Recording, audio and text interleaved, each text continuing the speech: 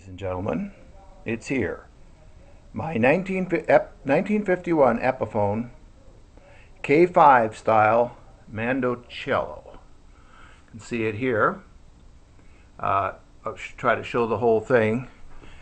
It's based on a 1951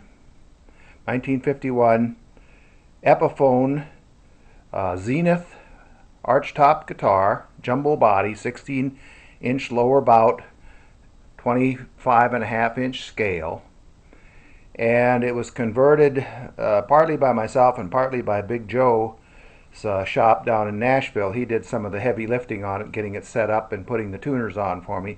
I redid the headstock initially and sent it down to him. The tailpiece is something that I designed. It's designed to look like a Gibson K5 tailpiece with a regular Gibson tailpiece held on by a trapeze type arrangement. You can see how that looks here. Get a little closer.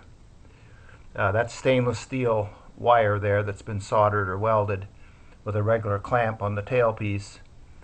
The bridge is from Stu Mac, and it was set up by Big Joe's shop. It's got a bone saddle on it, a bone and a rosewood saddle.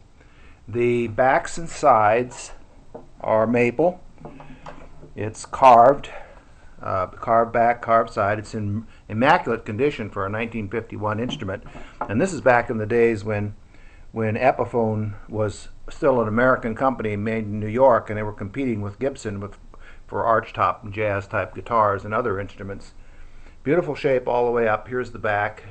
It's got Grover style individual mini tuners, 8 of them for the tuners. Look at that from the front. The headstock is what I filled the holes, the 6 guitar holes with mahogany, because that's what the neck is made of in the headstock, and then sanded it over and refinished it and resurfaced it with nitro.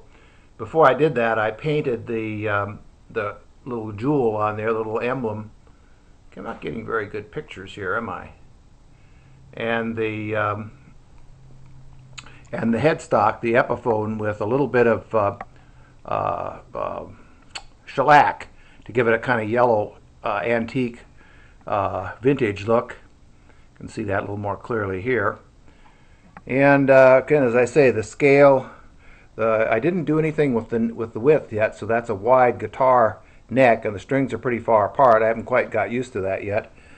I may end up slimming that neck down, I'm not sure, but it's a long scale, 25.5-inch scale, as I mentioned, a little bit longer than the Gibson one.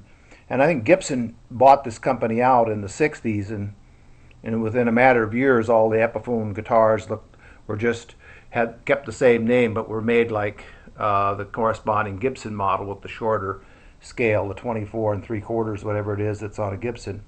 But you can see it looks a little bit, reminds you of a K5. That's what I wanted it to look like, and it sounds pretty good. I'll post a video on what it sounds like as well. Thanks.